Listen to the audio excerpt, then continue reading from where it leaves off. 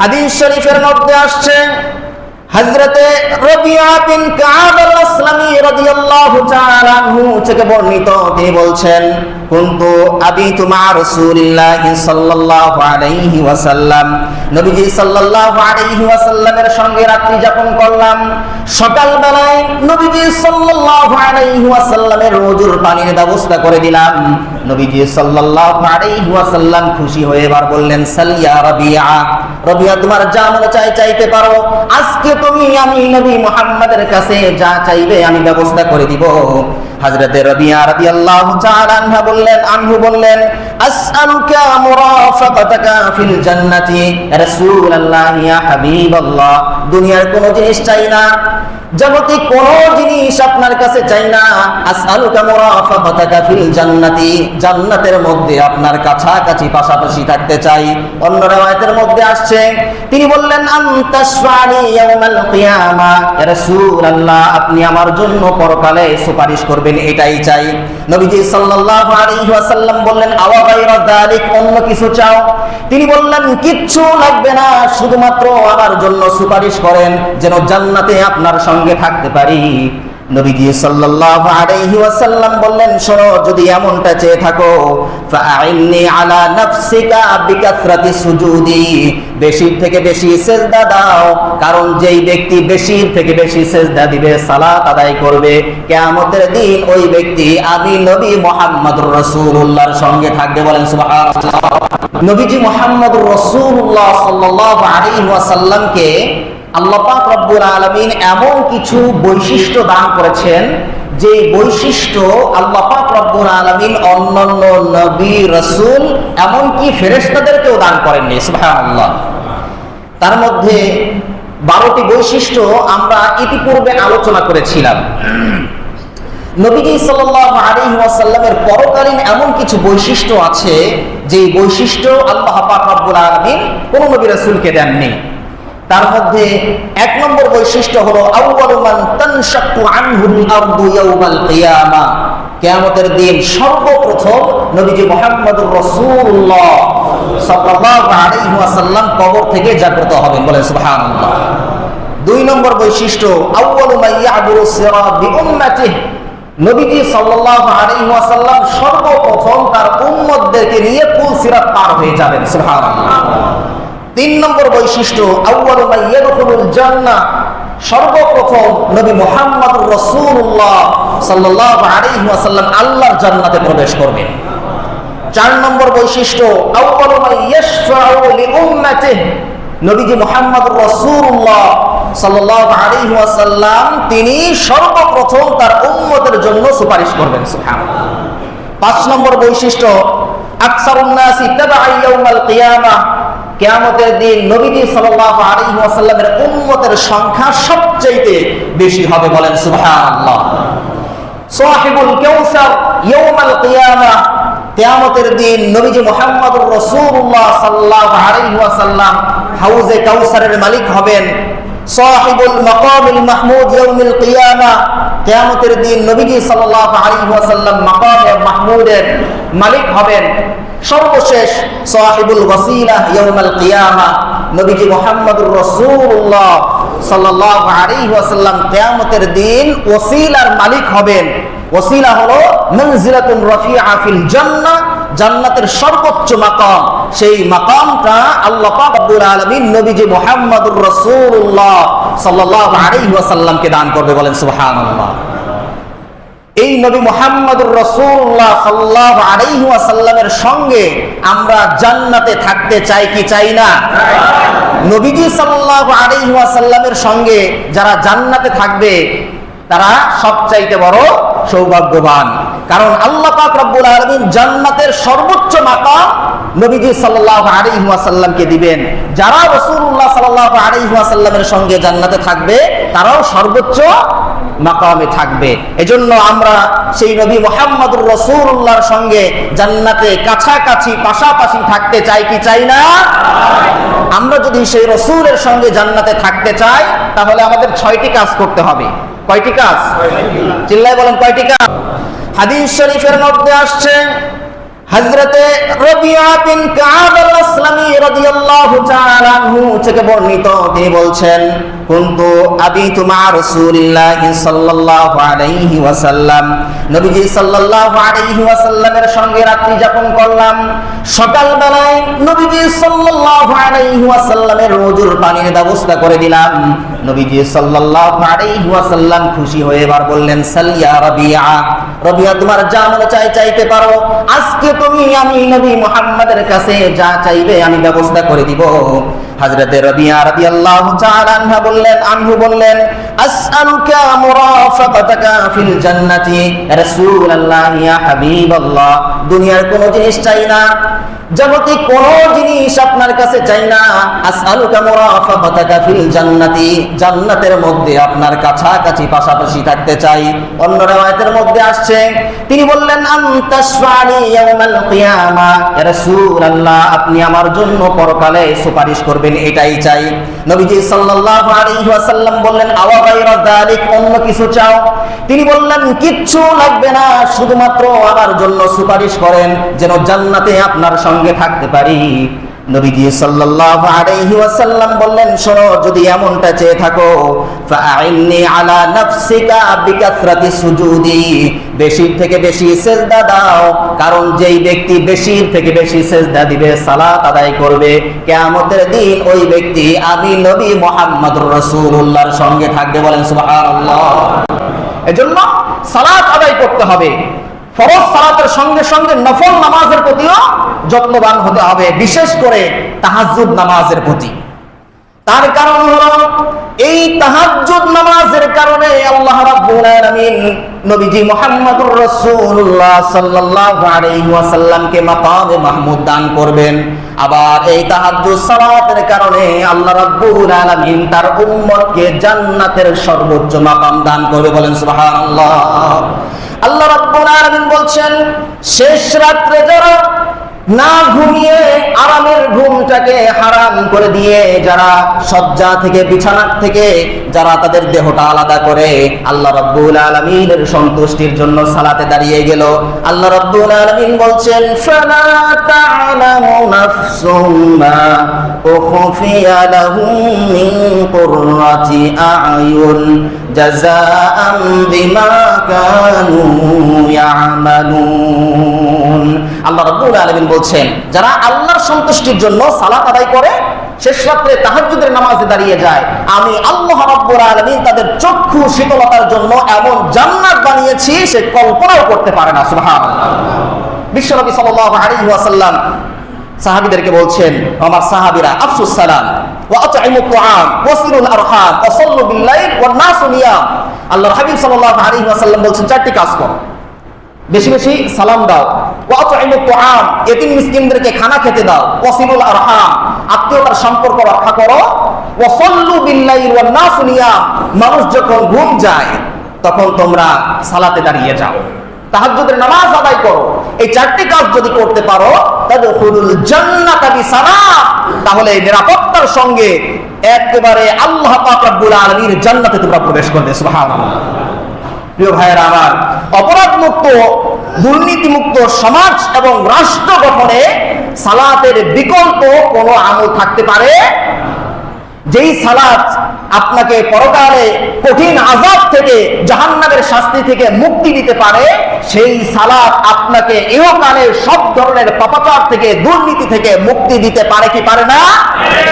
এজন্য ইসলামী রাষ্ট্র ব্যবস্থার প্রথম দায়িত্ব হলো রাষ্ট্রীয়ভাবে সালাত প্রতিষ্ঠা করা। কারণ রাষ্ট্রীয়ভাবে যখন একজন মানুষ রাষ্ট্রীয়ভাবে যখন সালাত প্রতিষ্ঠা করা হবে, তখন মানুষ সব ধরনের পাপাচার থেকে, গুনাহ থেকে বাঁচতে পারবে। আল্লাহ পাক রব্বুল আলামিন কোরআনে কারীমের মধ্যে এই কথাটাই বলেছেন, ইন্নাস সালাতা তানহা আনিল ফাহশাই ওয়াল মুনকার, নিশ্চয়ই সালাত সব ধরনের পাপাচার থেকে, গুনার কাজ থেকে বিরত রাখে। দেখেন, আমাদের দেশে দুর্নীতি দমন কমিশন, তারা দুর্নীতি অপরাধ দমন করার জন্য বিভিন্ন সময় বিভিন্ন পদক্ষেপ তারা গ্রহণ করে, তাই না? কিন্তু মানুষের অন্তরকে পবিত্র করার জন্য, অপরাধ থেকে দূর করার জন্য সবচাইতে কার্যকরী পদক্ষেপ যেটা সালাত প্রতিষ্ঠা করা, এই পদক্ষেপ তারা কখনো গ্রহণ করে না। অথচ এটা যদি তারা গ্রহণ করত, তাহলে সমাজ থেকে দুর্নীতি, অপরাধ, সব ধরনের কাজ থেকে মানুষ বিরত থাকতে পারত।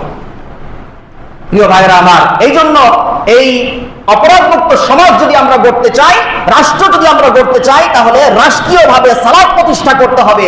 আর রাষ্ট্রীয়ভাবে সালাত প্রতিষ্ঠা করার জন্য রাষ্ট্রীয় ক্ষমতায় আমাদের যেতে হবে। যারা কোরআন পছন্দ করে, যারা সুন্নাহ পছন্দ করে, যারা দ্বীন কায়েমের কথা বলে, সেই সমস্ত মানুষদেরকে ওই ক্ষমতার মসনদে বসাইতে হবে। তাহলেই কেবলমাত্র আমরা অপরাধমুক্ত সমাজ আমরা গড়তে পারবো, অপরাধমুক্ত সমাজে আমরা থাকতে পারবো। প্রিয় ভাইয়েরা আমার, যেটা বলছিলাম, এই সালাতের মাধ্যমে আল্লাহ পাক রব্বুল আলামিন নবীজি মুহাম্মদুর রাসূলুল্লাহ সাল্লাল্লাহু আলাইহি ওয়াসাল্লামের সঙ্গে জান্নাতে রাখবেন। যারা সালাত প্রতিষ্ঠা করবে, যারা সালাত আদায় করবে, তারা নবীজি সাল্লাল্লাহু আলাইহি ওয়াসাল্লামের সঙ্গে জান্নাতে থাকবে। পক্ষান্তরে যারা সালাত আদায় করবে না, নবীজি সাল্লাল্লাহু আলাইহি ওয়াসাল্লাম নয়, বরং শয়তানের সঙ্গে তারা জাহান্নামের মধ্যে থাকবে, বলেন নাউযুবিল্লাহ। এজন্য আল্লাহ রাব্বুল আলামিন বলছেন, ومن أعرض عن ذكري فإن له معيشة ضنكا। আল্লাহ রাব্বুল আলামিন বলছেন, যারা আমার জিকির থেকে, আমার স্মরণ থেকে, আমার সালাত থেকে, আমার কোরআন থেকে মুখটাকে ফিরিয়ে নিল, فإن له معيشة ضنكا, আমি আল্লাহ পাক রব্বুল আলামিন তার জীবনটাকে সংকীর্ণময় করে দিব। আর ওয়ানাহশুরুহু ইয়াউমাল কিয়ামাতি আ'মা, কিয়ামতের দিন আমি আল্লাহ পাক রব্বুল আলামিন তাকে অন্ধ অবস্থায় উঠাইব। ও বলবে, আয় আল্লাহ, লিমা হাশারতানি আ'মা, কেন আপনি অন্ধ অবস্থায় উঠাইলেন? আল্লাহ তাআলা বলবেন, কাযালিকা আতাতকা আয়াতুনা ফানাসিতাহা ওয়া কাযালিকাল ইয়াউমা তুনসা। আরে তুমি না ভুলে গিয়েছিলে, আমার আয়াত গিয়েছিল, আমার জিকির গিয়েছিল, সেটা তো তুমি ভুলে গিয়েছিলে। ওয়া কাযালিকাল ইয়াউমা তুনসা, এই কারণে আজকে তোমাকে ভুলে যাওয়া হলো। প্রিয় ভাইয়েরা আমার, এজন্য যারা আল্লাহর জিকির থেকে মুখ ফেরাইবে, আল্লাহ পাক রব্বুল আলামিন তাকে কঠিন শাস্তির মাধ্যমে গ্রেফতার করবেন। তো আমরা যদি নবীজি সাল্লাল্লাহু আলাইহি ওয়াসাল্লামের সঙ্গে জান্নাতে থাকতে চাই, তাহলে আমাদের এক নম্বর করণীয় হলো আল ইকসারু মিনাস সালাত, বেশি থেকে বেশি সালাত আদায় করা, সালাত প্রতিষ্ঠার আন্দোলন করা, এক নম্বর। দুই নম্বরে আল ইকসারু মিনাস সালাত আলা নবী মুহাম্মদ সাল্লাল্লাহু আলাইহি ওয়াসাল্লাম, নবীজি সাল্লাল্লাহু আলাইহি ওয়াসাল্লামের উপর বেশি থেকে বেশি দুরূদ পাঠ করা।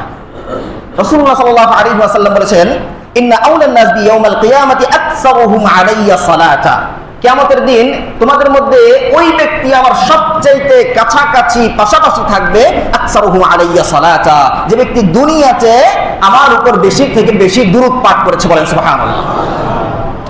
বেশি থেকে বেশি দ্বারা উদ্দেশ্য কি? হযরতে উবাই ইবনে কাব রাদিয়াল্লাহু তাআলা আনহু থেকে বর্ণিত, তিনি বলছেন, নবীজি সাল্লাল্লাহু আলাইহি ওয়াসাল্লামের কাছে আসলাম, বললাম, ইয়া রাসূলুল্লাহ, ইয়া হাবিবাল্লাহ, ইন্নী উকসিরু সালাত আলাইকা ইয়া রাসূলুল্লাহ, আপনার উপর তো আমি অনেক দুরূদ পাঠ করি, ফাকাম আজআলু লাকা মিন সালাতি, তবে কতটুকু সময় নির্ধারণ করতে পারি?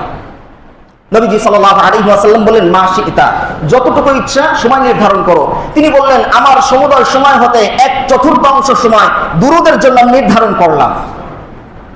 নবীজি সাল্লাল্লাহু আলাইহি ওয়াসাল্লাম বললেন, মা শি'তা, যেটা মনে চায় করো, কিন্তু ফাইন জিদতা ফাহুয়া খায়রুল লাক, আরেকটু সময় যদি বাড়াইতে পারো এটা তোমার জন্য কল্যাণকর। তিনি বললেন, তাহলে আমার অর্ধেক সময় দিয়ে দিলাম। নবীজি বললেন, আরো বাড়াইতে পারলে তোমার জন্য কল্যাণকর। তিনি বললেন, আরো সময় দিলাম। নবীজি সাল্লাল্লাহু আলাইহি ওয়াসাল্লাম বললেন যে ফাইন জিদতা ফাহুয়া খায়রুল লাক, যদি আরেকটু বাড়াইতে পারো এটা তোমার জন্য কল্যাণকর।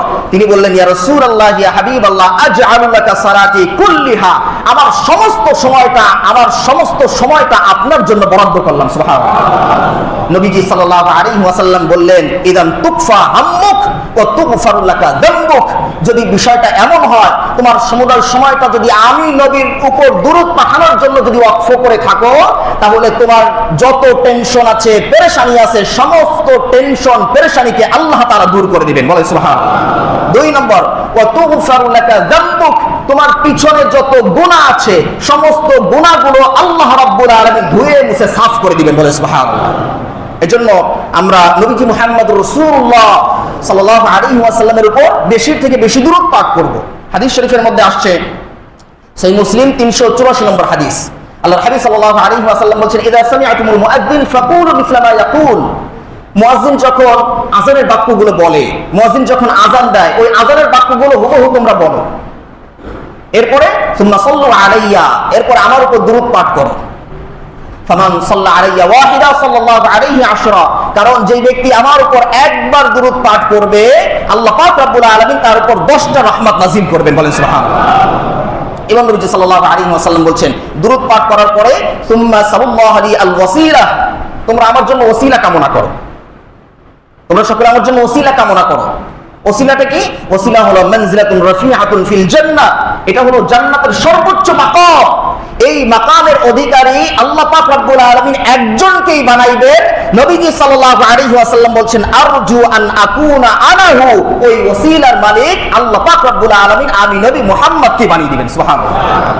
নবীজি সাল্লাল্লাহু আলাইহি ওয়াসাল্লাম বলছেন ফামান সাআলা লিয়াল ওয়াসিলা হাল্লাত আলাইহি শাফাআ, যে ব্যক্তি আমার জন্য ওসিলা কামনা করবে আমি নবীর সুপারিশ তার জন্য অবধারিত হয়ে যায়, বলেন সুবহানাল্লাহ। এই জন্য আমরা রাসূলুল্লাহ সাল্লাল্লাহু আলাইহি ওয়াসাল্লামের উপর বেশি থেকে বেশি দুরূদ পাঠ করব এবং ওসিলা কামনা করব। ওসিলা কিভাবে কামনা করব? এই যে প্রত্যেকটা আযানের সময়, আযানের পরে আমরা দোয়া করি আল্লাহুম্মা রাব্বা হাযিহিদ দা'ওয়াতিত তাম্মাহ ওয়াস সালাতিল কাইমাহ আতি মুহাম্মাদানিল ওয়াসিলা, এই যে আতি মুহাম্মাদানিল ওয়াসিলা ওয়াল ফাদিলা, আল্লাহ মুহাম্মদ সাল্লাল্লাহু আলাইহি ওয়াসাল্লামকে ওয়াসিলা দান করেন, শ্রেষ্ঠত্ব দান করেন। এই যে ওসিলা কামনা করেছি, আমরা যদি এইভাবে যদি আমরা ওসিলা কামনা করতে পারি তাহলে আমরা নবীজি সাল্লাল্লাহু আলাইহি ওয়াসাল্লামের সঙ্গে আল্লাহ তাআলার জান্নাতে থাকতে পারবো। আল্লাহ তাআলা আমাদের তৌফিক দান করেন, বলেন আমিন। 2 নম্বর আমল। 3 নম্বর আমল হলো আত-তাখাল্লুকু বিল আখলাকিল ফাদিলাহ, সৎ চরিত্র, উত্তম আখলাক অর্জন করা। যারা উত্তম আখলাক অর্জন করবে, সৎ চরিত্রবান হবে, তারা নবীজি মুহাম্মদুর রাসূলুল্লাহ সাল্লাল্লাহু আলাইহি ওয়াসাল্লামের সঙ্গে জান্নাতে থাকবে। সুনান তিরমিজির মধ্যে আসছে। আর এই হাদিসের শেষাংশে আসছে নবীজি সাল্লাল্লাহু আলাইহি ওয়াসাল্লাম বলছেন ওয়া ইন্না মিন আবগাদিকুম ইলাইয়া ওয়া আবআদিকুম মিন্নি মাজলিসাই ইয়াউমাল কিয়ামা আত-তারসারুন ওয়াল মুতাশাদ্দিকুন ওয়াল মুতাফাইহাকুন। রাসূলুল্লাহ সাল্লাল্লাহু আলাইহি ওয়াসাল্লাম বলছেন যে ব্যক্তি সৎ চরিত্রবান, উত্তম আখলাকের অধিকারী, কিয়ামতের দিন সে আমার কাছাকাছি থাকবে। আর যেই ব্যক্তি দুশ্চরিত্রের অধিকারী, যে ব্যক্তি মুতাকাব্বির, দাম্ভিক, অহংকারী, মানুষকে মানুষ বলে মনে করে না, রাসূলুল্লাহ সাল্লাল্লাহু আলাইহি ওয়াসাল্লাম বলছেন এই ব্যক্তি কিয়ামতের দিন আমি নবী থেকে সবচাইতে বেশি দূরত্বে অবস্থান করবে, বলেন নাউযুবিল্লাহ। এই যে তাকাব্বুর, অহংকার, দাম্ভিকতা, এটা একটা খারাপ চরিত্র।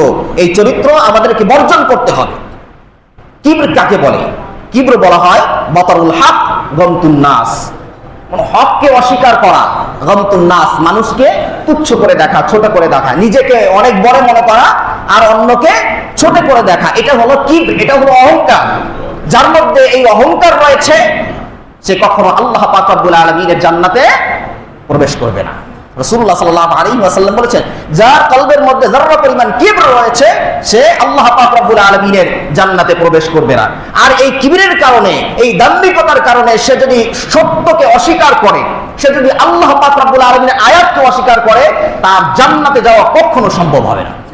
আল্লাহ পাক রব্বুল আলামিন বলছেন যারা আল্লাহ পাক রব্বুল আলামিনের আয়াতকে অস্বীকার করে ওয়াস্তাকবারু আনহা, এবং আল্লাহর আয়াত থেকে অহংকার করে, দাম্ভিকতা বশত মুখটাকে ফিরিয়ে নেয়, আল্লাহ পাক রব্বুল আলামিন বলছেন লা তুফাত্তাহু লাহুম আবওয়াবুস সামা, তাদের জন্য আসমানের দরজা উন্মোচন করা হবে না। ওয়ালা ইয়াদখুলুনাল জান্নাহ হাত্তা ইয়ালিজাল জামালু ফি সাম্মিল খিয়াত। আল্লাহ পাক রব্বুল আলামিন বলছেন একটা সূচের ছিদ্র দিয়ে উষ্টি প্রবেশ করা যেমনি ভাবে সম্ভব নয়, এই শ্রেণীর মানুষ আল্লাহ পাক রব্বুল আলামিনের জান্নাতে প্রবেশ করা সম্ভব নয়, বলেন নাউযুবিল্লাহ। এই জন্য কিবর ছাড়তে হবে, অহংকার ছাড়তে হবে, মানুষের সাথে সুন্দর আচরণ করতে হবে, ব্যবহার করতে হবে। আল্লাহ পাক রব্বুল আলামিন আমাদের তৌফিক দান করেন, বলেন আমিন। 3 নম্বর। 4 নম্বর আমল হলো কাফারাতুল আইতাম, এতিমের লালন পালনের দায়িত্ব নেওয়া। এতিমের লালন পালনের দায়িত্ব নেওয়া, এতিমের সঙ্গে সদাচরণ করা, ভালো ব্যবহার করা, ইহসান করা। যারা এতিমের লালন পালনের দায়িত্ব নিবে, এতিমের সঙ্গে সদাচরণ করবে, সদ্ব্যবহার করবে, ইহসান করবে, তারা নবী মুহাম্মদুর রাসূলুল্লাহ সাল্লাল্লাহু আলাইহি ওয়াসাল্লামের সঙ্গে জান্নাতে কাছাকাছি পাশাপাশি থাকবে, বলেন সুবহানাল্লাহ। আল্লাহর হাবিব সাল্লাল্লাহু আলাইহি ওয়াসাল্লাম বলেছেন, সুনান তিরমিজি 1918 নম্বর হাদিস, আল্লাহর হাবিব বলেছেন আনা ওয়াকাফিলুল ইয়াতীম ফিল জান্নাতি হাকাযা। আল্লাহর হাবিব সাল্লাল্লাহু আলাইহি ওয়াসাল্লাম বলেছেন যে আমি এবং এতিমের লালন পালনকারী ব্যক্তি জান্নাতের মধ্যে এরকম ভাবে কাছাকাছি পাশাপাশি থাকবো। সুবহানাল্লাহ। ওবাম্মা আসাবিআ, দুইটা আঙ্গুল মিলাইলেন। এই দুইটা আঙ্গুল যেমনি ভাবে একেবারে কাছাকাছি একেবারে পাশাপাশি, এই দুইটা আঙ্গুল মিলিয়ে নবীজি সাল্লাল্লাহু আলাইহি ওয়াসাল্লাম দেখাইলেন ঠিক এরকম ভাবে এতিমের লালন পালনকারী ব্যক্তি এবং আমি জান্নাতের মধ্যে এরকম ভাবে থাকবো। সুবহানাল্লাহ। দেখেন, পিতা মারা যাওয়ার পরে এই এতিম সন্তানের লালন পালনের দায়িত্ব সাধারণত মামা অথবা চাচার অধীনে আসে, তাই না? আর আমাদের দেশে মামা এবং চাচারা এই এতিম সন্তানদেরকে সবচেয়ে বেশি ঠকায়। এই জন্য আল্লাহ পাক রব্বুল আলামিন সাবধান করে দিচ্ছেন, খবরদার এতিমদের সম্পদের প্রতি কুদৃষ্টি দিবে না, এতিমদের সম্পদ তাদেরকে বুঝিয়ে দিবে। তাদের সম্পদের মধ্যে যদি হস্তক্ষেপ করো তাহলে দুনিয়াতেও লাঞ্ছনা, পরকালেও যন্ত্রণা রয়েছে। নবীজি মুহাম্মদুর রাসূলুল্লাহ সাল্লাল্লাহু আলাইহি ওয়াসাল্লাম তিনি ছিলেন এতিমদের সর্দার। নবীজি সাল্লাল্লাহু আলাইহি ওয়াসাল্লাম তার জন্মের 6 মাস পূর্বে পিতা ইন্তেকাল করেছেন, 6 বছর বয়সে মাতা ইন্তেকাল করেছেন, আর 8 বছর বয়সে দাদা ইন্তেকাল করেছেন। অর্থাৎ এতিম অবস্থায় আল্লাহ পাক রব্বুল আলামিন নবীজি মুহাম্মদুর রাসূলুল্লাহ সাল্লাল্লাহু আলাইহি ওয়াসাল্লামকে লালন পালন করেছেন। এই বিষয়টা যেন নবীজি সাল্লাল্লাহু আলাইহি ওয়াসাল্লাম ভুলে না যায়, আল্লাহ পাক রব্বুল আলামিন এই জন্য নবীজি মুহাম্মদুর রাসূলুল্লাহ সাল্লাল্লাহু আলাইহি ওয়াসাল্লামকে আয়াতে কারিমার মাধ্যমে সতর্ক করে দিচ্ছেন, স্মরণ করিয়ে দিচ্ছেন। আল্লাহ রাব্বুল আলামিন বলছেন, নবী হে, ألم يجدك يتيما فآوى ووجدك ضالا فهدى ووجدك عائلا فأغنى। আল্লাহ রাব্বুল আলামিন বলছেন, আলাম ইয়াজিদকা ইয়াতীমান ফাআওয়া, ও নবী আমি আল্লাহ পাক রব্বুল আলামিন কি আপনাকে এতিম পেয়ে আশ্রয় দান করিনি? ওয়াজাদাকা দাল্লান ফাহাদা, আমি আল্লাহ পাক রব্বুল আলামিন আপনাকে পথ হারাতে পথের সন্ধান কি দেই নেই? ওয়াজাদাকা আইলান ফাআগনা, আমি আল্লাহ পাক রব্বুল আলামিন কি আপনাকে নিঃস্ব অবস্থায় পেয়ে অভাবমুক্ত করিনি? সুতরাং যে আল্লাহ পাক রব্বুল আলামিন আপনাকে এই নিয়ামত দান করেছেন, সেই আল্লাহ পাক রব্বুল আলামিন নির্দেশ দিচ্ছেন, فأما اليتيم فلا تقهر وأما السائل فلا تنهر وأما بنعمة ربك فحدث। আল্লাহ রাব্বুল আলামিন বলছেন, সুতরাং আপনি এতিমদের সঙ্গে কঠোরতা করবেন না, রূঢ় আচরণ করবেন না। ওয়াম্মা সাইলা ফালা তানহার, আর যারা সাইল রয়েছে, ভিক্ষুক রয়েছে, তাদেরকে আপনি ধমক দিয়ে কথা বলবেন না, উঁচু আওয়াজে কথা বলবেন না। ওয়াম্মা বিনিআমাতি রাব্বিক ফাহাদ্দিস, আর আপনার রবের যে নিয়ামত আছে এই নিয়ামতের তাহদিস করেন, এই নিয়ামতের বর্ণনা আপনি করেন। সুতরাং নবী মুহাম্মদ রাসূলুল্লাহ সাল্লাল্লাহু আলাইহি ওয়াসাল্লাম তিনি এতিম ছিলেন, এতিমদের সর্দার ছিলেন। এতিমদের প্রতি নবীজি সাল্লাল্লাহু আলাইহি ওয়াসাল্লামের সহানুভূতি ভিন্ন রকম ছিল। নবীজি সাল্লাল্লাহু আলাইহি ওয়াসাল্লাম বলেছেন, মান মাসাহা রাসা ইয়াতীমিন, যে ব্যক্তি কোন এতিমের মাথার উপর হাত রাখে, মাসাহ করে, হাতটা বুলিয়ে দেয়, নবীজি সাল্লাল্লাহু আলাইহি ওয়াসাল্লাম বলছেন এই হাতটা যদি শুধুমাত্র আল্লাহর সন্তুষ্টির জন্য বুলিয়ে থাকে, তাহলে তার হাতের নিচে যত পশম পড়েছে, যত চুল পড়েছে, প্রত্যেকটা পশমের বিনিময়ে আল্লাহ রাব্বুল আলামিন তার আমলনামায় এক একটা নেকি লিখে দিবে। বলেন সুবহানাল্লাহ। এজন্য যখনই আমরা এতিম বাচ্চাদেরকে দেখবো, তখন তাদের মাথায় হাত বুলিয়ে দিব। আল্লাহ পাক রব্বুল আলামিন কত ইসলামটাকে কত সহজ করেছেন, ইন্না দীনা ইউসরুন, দ্বীনটাকে আল্লাহ পাক রব্বুল আলামিন সহজ করে দিয়েছেন। সব অর্জনের মাধ্যম আল্লাহ পাক রব্বুল আলামিন সহজ করে দিয়েছেন। বাচ্চাদেরকে দেখলে নবীজি সাল্লাল্লাহু আলাইহি ওয়াসাল্লাম এতিম বাচ্চা না, ছোট ছোট বাচ্চাদেরকে দেখলে মুখে এরকম ধরে একটু চাপ দিতেন। এটা নবীজি সাল্লাল্লাহু আলাইহি ওয়াসাল্লামের একটা বিয়াত ছিল। এই জন্য বাচ্চাদেরকে যখন দেখবো এইভাবে আমল করব। আর এই হাদিসের শেষাংশে নবী সাল্লাল্লাহু আলাইহি ওয়াসাল্লাম বলছেন, ওমান আহসানা ইলা ইয়াতীমিন আও ইয়াতীমা ইনদা, তার কাছে অবস্থিত কোনো এতিম ছেলে মেয়ের প্রতি যদি সে ইহসান করে, সদ্ব্যবহার করে, তার হক যদি আদায় করে, নবীজি সাল্লাল্লাহু আলাইহি ওয়াসাল্লাম বলছেন, কুনতু আনা ওয়া হুয়া ফিল জান্নাতি কাহাতাইন, নবীজি সাল্লাল্লাহু আলাইহি ওয়াসাল্লাম বলছেন এই সদ্ব্যবহার করার কারণে আমি এবং সে জান্নাতের মধ্যে একেবারে কাছাকাছি পাশাপাশি থাকবো, বলেন সুবহানাল্লাহ। রাসূলুল্লাহ সাল্লাল্লাহু আলাইহি ওয়াসাল্লাম অন্য এক হাদিসের মধ্যে বলছেন, খায়রু বুয়ুতিল মুসলিমিনা বাইতুন ফিহি ইয়াতীমুন ইউহসানু ইলাইহি। আল্লাহর হাবিব সাল্লাল্লাহু আলাইহি ওয়াসাল্লাম বলছেন, সর্বোত্তম ঘর হলো ওই ঘর যেই ঘরের মধ্যে এতিম ছেলে মেয়ে আছে আর তার প্রতি ইহসান করা হয়, সদ্ব্যবহার করা হয়, তার হকগুলো আদায় করা হয়। শাররু বুয়ুতিল মুসলিমিনা বাইতুন ফিহি ইয়াতীমুন ইউসাউ ইলাইহি। আর সবচেয়ে নিকৃষ্ট ঘর হলো ওই ঘর যেই ঘরের মধ্যে এতিম ছেলে মেয়ে আছে কিন্তু তার সঙ্গে সদ্ব্যবহার করা হয় না, খারাপ ব্যবহার করা হয়। তো এই জন্য এতিমের প্রতি ইহসান করতে হবে, এতিমের হকগুলো আদায় করে দিতে হবে। এতিমের প্রতি যারা ইহসান করবে, সদ্ব্যবহার করবে, এতিমের লালন পালনের দায়িত্ব যারা গ্রহণ করবে, তারা নবীজি মুহাম্মদুর রাসূলুল্লাহ সাল্লাল্লাহু আলাইহি ওয়াসাল্লামের সঙ্গে জান্নাতে থাকবে। পক্ষান্তরে যারা এতিমের প্রতি ইহসান করবে না, সদ্ব্যবহার করবে না, রূঢ় আচরণ করবে, যারা এতিমের সম্পদ আত্মসাৎ করবে, তারা নবীজি সাল্লাল্লাহু আলাইহি ওয়াসাল্লাম নয়, বরং শয়তানের সঙ্গে তারা জাহান্নামের মধ্যে থাকবে, বলেন নাউজুবিল্লাহ। আল্লাহ রাব্বুল আলামিন কোরআনুল কারীমের সূরাতুন নিসার 10 নম্বর আয়াতে কারীমার মধ্যে জানিয়ে দিচ্ছেন, ইন্নাল্লাযীনা ইয়াকুলুনা আমওয়ালাল ইয়াতামা যুলমান ইন্নামা ইয়াকুলুনা ফি বুতুনিহিম নারা ওয়া সায়াসলাউনা সাঈরা। আল্লাহ রাব্বুল আলামিন বলছেন, নিশ্চয় যারা এতিমের সম্পদ আত্মসাৎ করবে, যারা এতিমের সম্পদ আত্মসাৎ করবে, এতিমের সম্পদ তাদেরকে ভূগোল করিয়ে খেয়ে ফেলবে।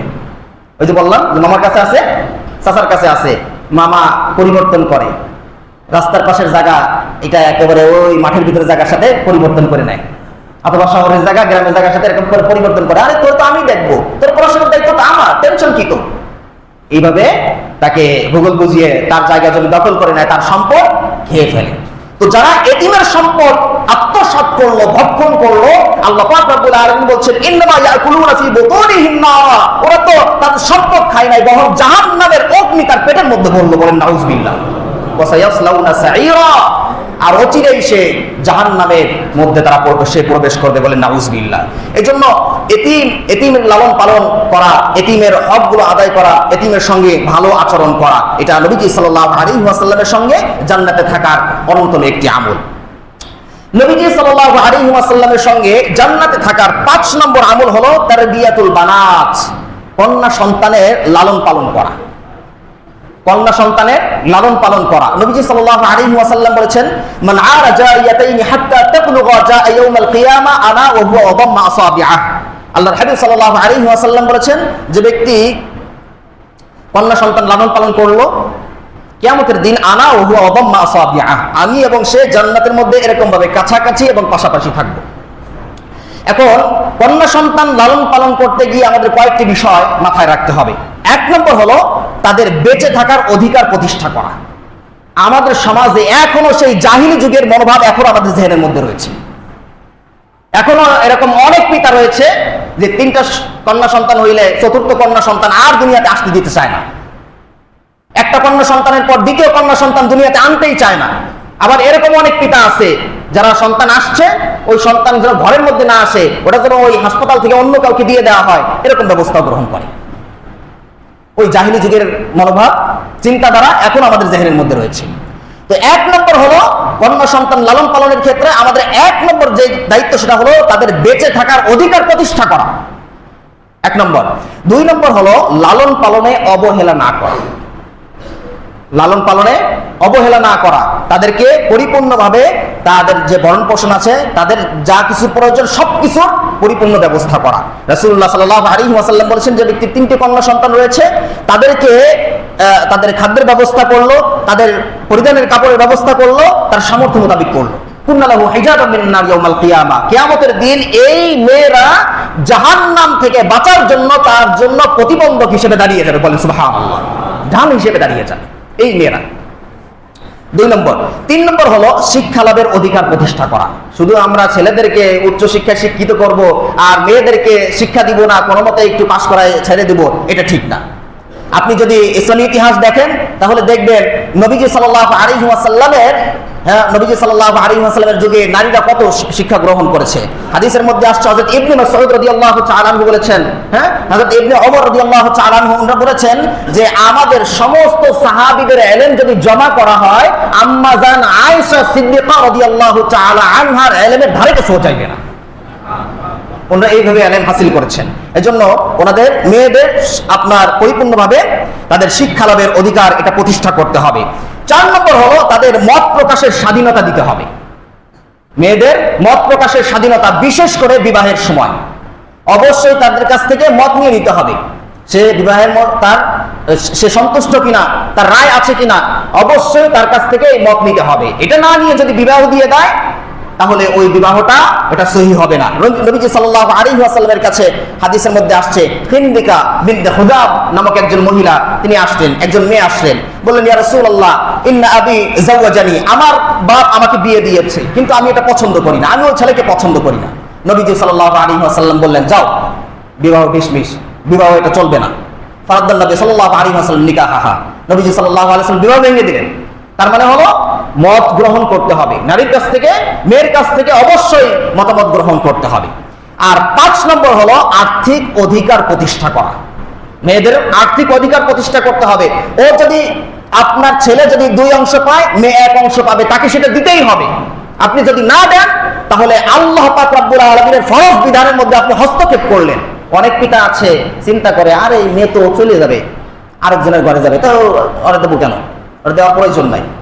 আপনি, সে যদি 10 টাকা পায়, সেই 10 টাকা যদি আপনি না দেন, আপনি যদি 9 টাকা দেন, তাহলে আপনি আল্লাহ পাক রব্বুল আলামিনের বিধানের মধ্যে হস্তক্ষেপ করলেন, তার হক নষ্ট করলেন। আর এই হক নষ্ট করার কারণে আল্লাহ পাক রব্বুল আলামিন আপনাকে দুনিয়া এবং আখিরাতে কঠিন শাস্তির মাধ্যমে গ্রেফতার করবেন। রাসূলুল্লাহ সাল্লাল্লাহু আলাইহি ওয়াসাল্লাম বলেছেন, মান কাতা মিরাসান ফারাদাহুল্লাহ কাতা আল্লাহু মিরাসাহু মিনাল জান্নাহ।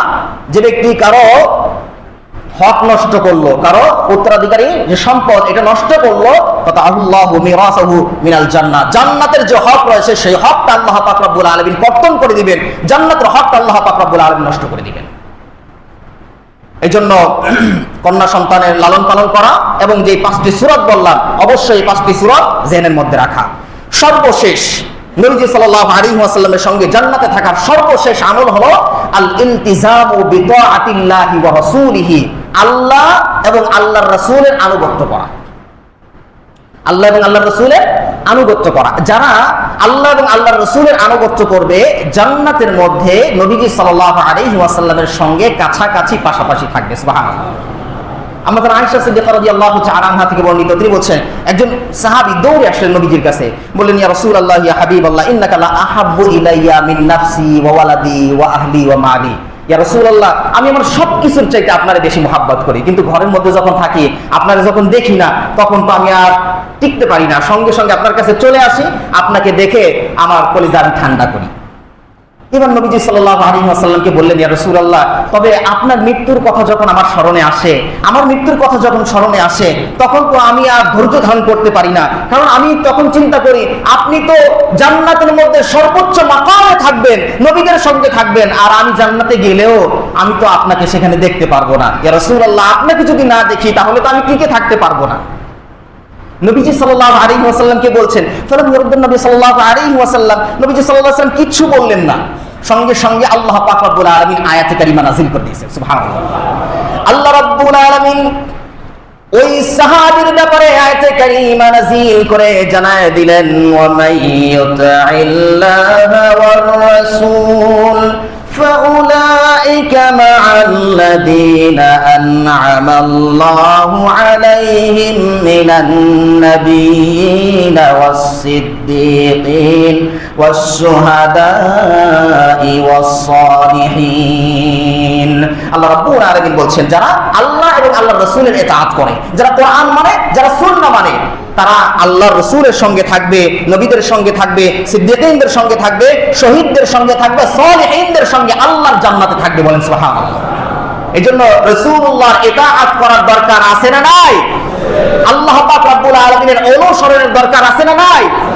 এই অনুসরণ এটা কি যে সামান্য কিছু করব, মসজিদের মধ্যে অনুসরণ করব, আর মসজিদ থেকে বের হওয়ার পর আল্লাহর রাসূলের ইতাআতের কোনো প্রয়োজন নাই মনে হয় নাকি?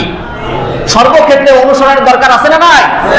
আল্লাহ পাক রব্বুল আলামিন বলছেন উদখুলু ফিস সিলমি কাফা, পরিপূর্ণভাবে ইসলামের মধ্যে দাখিল হও। এখন আমরা যদি পরিপূর্ণভাবে ইসলামের মধ্যে যদি দাখিল না হই, তাহলে আল্লাহ এবং আল্লাহর রাসূলকে মানা হয় না।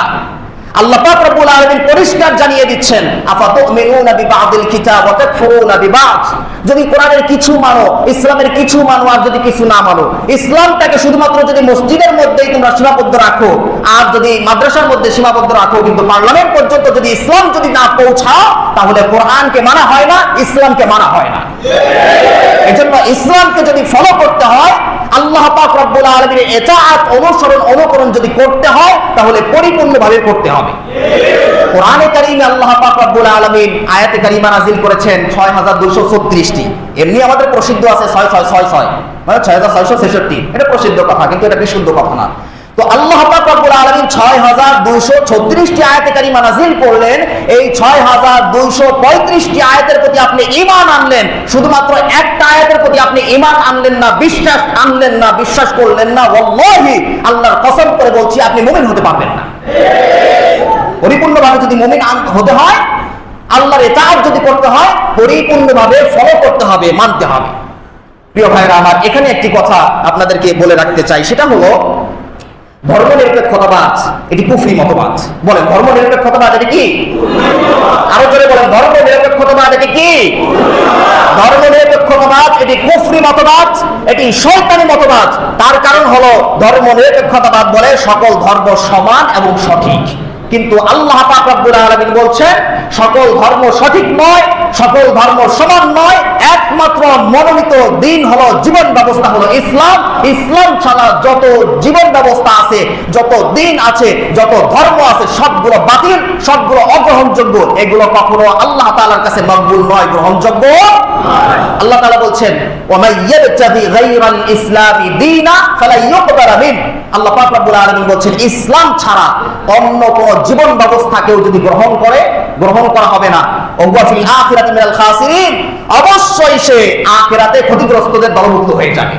সুতরাং কোন ব্যক্তি যদি ধর্ম নিরপেক্ষতাবাদ গ্রহণ করে, বিশ্বাস করে, আর যদি সে মনে করে সকল ধর্ম সঠিক, এটা যদি সে বিশ্বাস করেন, সে কুফরি করে কাফের হয়ে যায়। সে কি হয়ে যায়? কারণ ওলামায়ে কেরামের মূলনীতি হলো মান রাদিয়া বিকুফরিল কাফিরিন ফাকাদ কাফার। যে ব্যক্তি কাফেরদেরকে কাফের মনে করে না, সে কাফের। কেউ যদি হিন্দুদেরকে কাফের মনে না করে, সে কি? যদি কোনো আপনার কুফরি মতবাদ, জাতীয়তাবাদ, ধর্মনিরপেক্ষতাবাদ, কুফরি মতবাদ, এই কুফরি মতবাদকে যদি কেউ কুফরি মতবাদ মনে না করে, তাহলে সে মুসলিম থাকে না, সে কি হয়ে যায়? এক নম্বর। দুই নম্বরে বলছেন মাল্লাম ইয়াকফিরুল কাফরা ফাহুয়া কাফির। হ্যাঁ, মান রাদিয়া বিকুফরিল কাফিরিনা ফাহুয়া কাফির। কাফেরদের কোনো কাজে যদি সে সন্তুষ্ট হয়, মূর্তি পূজা করতেছে, ওকে সমস্যা কি? মানে কি? সে সন্তুষ্ট, তার সায় আছে। তো কোন ব্যক্তি যদি কুফরি কাজে তার যদি সায় থাকে, সমর্থন থাকে, সে মুসলিম থাকে না, সেও কি হয়ে যায়? কাফের হয়ে যায়। মান সাহহা মাযহাবাহুম, যে ব্যক্তি কাফেরদের মাযহাবকে, ধর্মকে, জীবন ব্যবস্থাকে সঠিক মনে করে, সেও মুসলিম থাকে না, সেও কি হয়ে যায়? কাফের হয়ে যায়। এজন্য ধর্মনিরপেক্ষতাবাদ, জাতীয়তাবাদের মতো এই কুফরি মতবাদ, এগুলো আমাদেরকে বর্জন করতে হবে। এগুলো আমাদের কি করতে হবে? বর্জন করতে হবে, এবং সমাজের মধ্যে, রাষ্ট্রের মধ্যে কোরআনকে প্রতিষ্ঠা করতে হবে।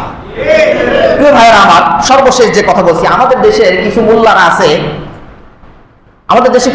আছে, এরা এই সেকুলারিজম নামক কুফরি মতবাদকে, এটাকে নরমালাইজ করার চেষ্টা করছে বিভিন্নভাবে। অনেক সময় মন্দিরে যাচ্ছে, গির্জায় যাচ্ছে, বিভিন্ন মানুষের সঙ্গে উঠা বসা করে তারপরে তাদেরকে সাধুবাদ জানাচ্ছে, তাদেরকে অভিনন্দন জানাচ্ছে, শুভেচ্ছা জানাচ্ছে, বিভিন্নভাবে এটাকে সহজ করার চেষ্টা করছে। অথচ এটি এমন মতবাদ যে এটা বিশ্বাস করলে আর মুসলিম থাকে না, সে কাফের হয়ে যায়, কিন্তু সেটাকে তারা সহজ করে মানুষের কাছে পেশ করতেছে। দেখেন, অমুসলিমদের ধর্মীয় অনুষ্ঠানে, এই যে হিন্দুদের পূজা আসতেছে না শুরু হয়ে গেছে? আচ্ছা, আলোচনা করবো পরে, ইনশাআল্লাহ আলোচনা করবো বিষয়।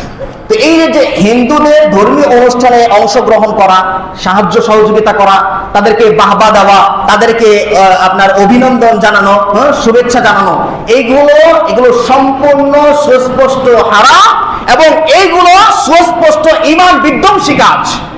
কেউ যদি এটা মন থেকে করে, সে মুসলিম থাকা সে কাফের হয়ে যায়।